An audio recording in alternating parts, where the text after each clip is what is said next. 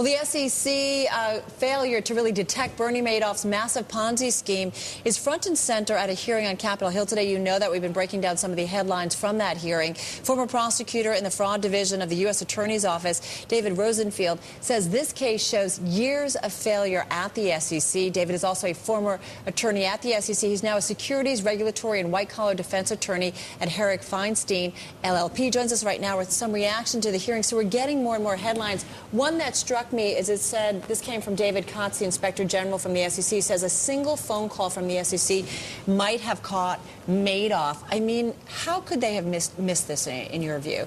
It's hard to believe that they could have missed it. There were so many opportunities over 16 years. All they had to do was call an independent third party, write a letter to an independent third party. They would have found out immediately Madoff didn't have an account there. Scheme over. Madoff himself says he was astonished that the SEC didn't follow up when he said he had an account with DTC that he didn't have.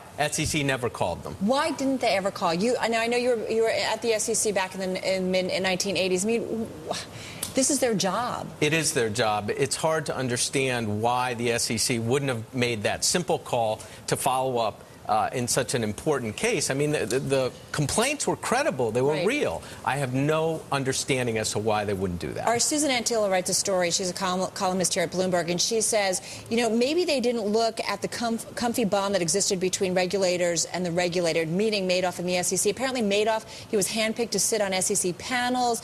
He was even an SEC advisory committee. SEC lawyers were encouraged to be speakers at a breakfast series run by Madoff's niece. I mean, it was an awfully cozy relationship. Well, Madoff was the former head of NASDAQ as well. Right. And the report that Kotz did indicates that the SEC examiners were kind of in awe of him. And that's a real problem. They let him kind of control the examinations. Big problem. At one point, they wanted to talk to one of his employees. He said, "She's got to go. It's lunchtime, 3 o'clock in the afternoon." I mean, it's crazy. Is there anyone specifically you think at the SEC who may have been more responsible than others for this lack of investigation? It's just one abysmal failure after another. I don't see one person or persons that stand out. It was just a complete breakdown in the entire system over 16 years, one person after another, from the higher levels to the low-level examiners. Can it be fixed? Yes, it can be fixed. The SEC can put in guidelines and policies to make sure things like this don't happen. They need oversight and overview. They need people to look at what's going on, make sure follow-up is done.